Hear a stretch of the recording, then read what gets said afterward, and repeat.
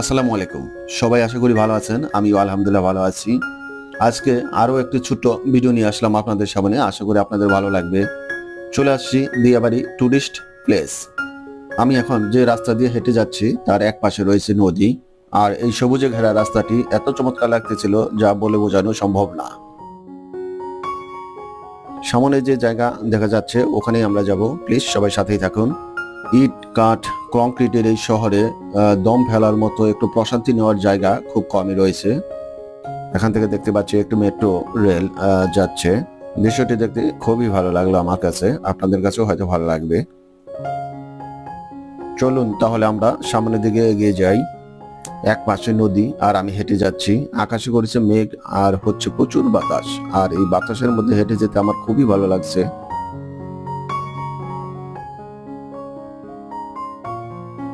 প্রায় চলে যাচ্ছি। এখান থেকে দেখতে পাচ্ছি চেয়ার টেবিল সাজানো রয়েছে দর্শনার্থীদের জন্য। এখানে কিছু ছোট ছোট স্টল রয়েছে দর্শনার্থীদের জন্য, যারা এসে এখানে ফুচকা অথবা চটপটি খেতে পারবে।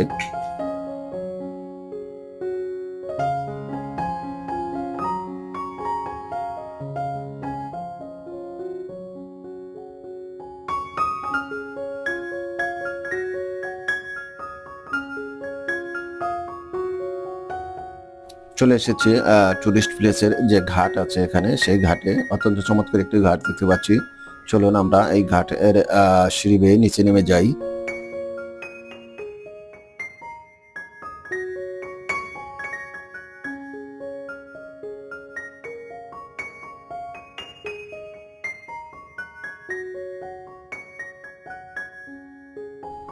এই ঘাট পরে দেখতে পাচ্ছেন কিছু নৌকা বেঁধে রাখা হয়েছে, যেগুলো আপনাদের জন্য, যারা এখানে ঘুরতে আসবেন তারা এই নৌকায় চড়ে এই খাল পার বা নদীতে সময় কাটাতে পারবেন। এখানে দেখতে পাচ্ছি দুজন স্টুডেন্ট হয়তো স্কুল বা কলেজ ফাঁকি দিয়ে এসে এখানে সময় কাটানোর জন্য চলে এসেছে। দিয়ে চলে আসছে এরা, এটা বলার কারণ হচ্ছে এখন সময় 11:30 সকাল। এই সময় তো স্কুল অথবা কলেজ থাকার কথা, বাট তারা এখানে এসে সময় কাটাচ্ছে। এরকম আরো অনেকেই দেখতে পাচ্ছি যারা এখানে ঘুরতে চলে এসেছে।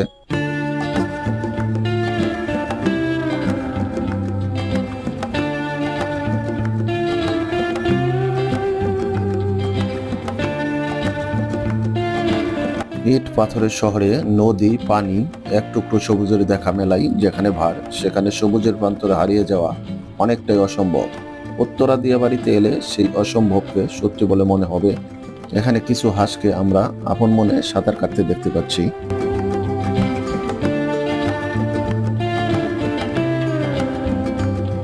রাজধানীর বুকে উত্তরা 15 নম্বর সেক্টরের দিয়াবাড়ি এর অপার প্রাকৃতিক সৌন্দর্য আপনাকে বিমোহিত করবে তা বলার অপেক্ষা রাখে না। দিয়াবাড়ির প্রাকৃতিক সৌন্দর্য আপনাকে নিয়ে যাবে শুভ্রতার পরিপূর্ণ কোমল এক রাজ্যে। এখানে দেখতে পাচ্ছি একটি নৌকাতে দুজন ঘুরে বেড়াচ্ছে। দেখতে এতটা চমৎকার লাগতেছিল, মনে হচ্ছিল ছবি। সময়টাকে স্মৃতি হিসেবে ধরে রাখার জন্য তারাও ভিডিও করে নিচ্ছে।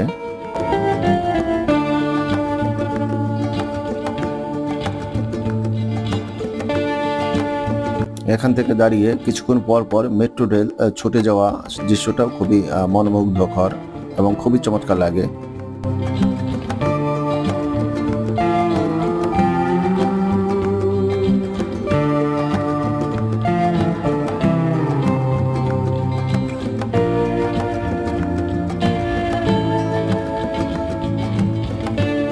একটি চমৎকার দৃশ্য দেখতে পেয়েছিলাম, সেটা হচ্ছে দাদা এবং তার নাতি ফুল বিক্রি করতেছে। তারা জানিয়েছে তাদের এই ফুল বিক্রি করা টাকাতেই সংসার চলে। এখানে যারা ঘুরতে আসছে অনেকেই দেখতে পাচ্ছে যারা ফুল কিনে নিয়ে যাচ্ছে তাদের প্রিয়জনের জন্য। এই এক তোড়া ফুলের দাম রাখছে তারা 50 টাকা।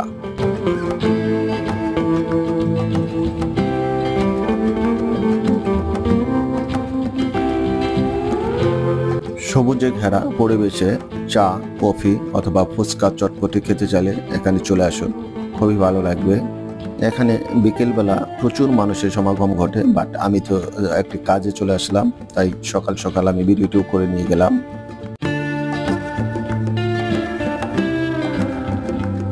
এখানে কিছুক্ষণ পর পর এরকম ছোট্ট স্টল রয়েছে যেগুলোতে ফুচকা এবং চটপটির সাথে অন্যান্য খাবারও বিক্রি করা হয়।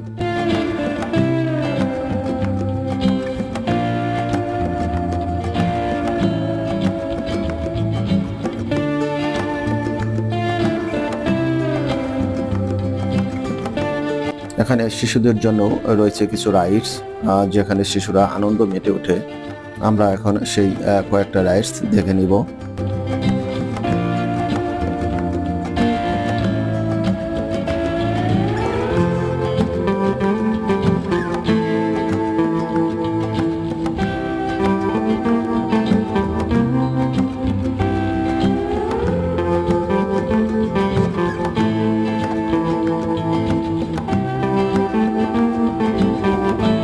বন্ধুরা, দেখতে পাচ্ছেন এখানে কিছু রং বেরঙের নৌকা অপেক্ষা করছে আপনাদের জন্য। চলে আসুন আর নিয়ে যান প্রাণ ভরে নিঃশ্বাস। ভিডিওটি শেষ পর্যন্ত যারা দেখেছেন সবাইকে অনেক অনেক ধন্যবাদ। আবার দেখা হবে সামনে কোনো ভিডিও নিয়ে। সবাইকে সালাম, আসসালামু আলাইকুম।